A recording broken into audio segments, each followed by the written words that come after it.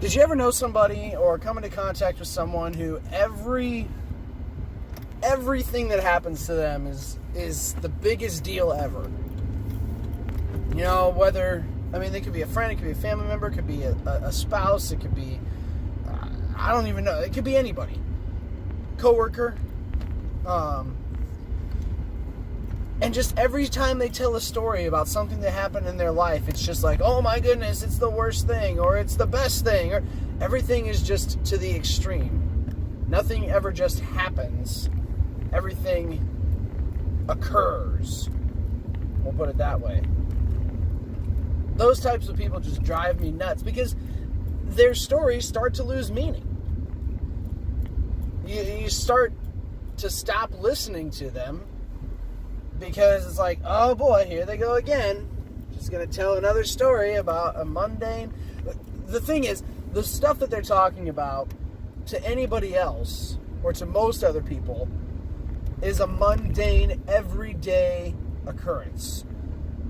Or they've had that happen too, but it wasn't worth writing home about, so you just move on from it. But to this person, it's just the biggest thing in the world. And I'm not going to give any examples because if I do, then somebody that watches this is going to think it's about them, and that's not the case. It's just a blanket statement that there are people in this world that their stories have more, I don't know, oomph to them than anybody else's.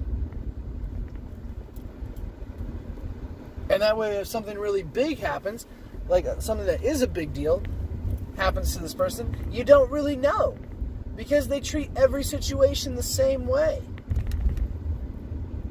And it just drives me nuts when people do that. Like, gauge what's important to you.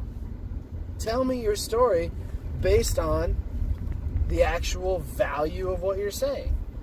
If it's a big deal, make it a big deal. If it's just a story, then tell it like a story. Don't try to make it more entertaining or more fascinating by playing it up as a, I don't know, as a big deal that it's not.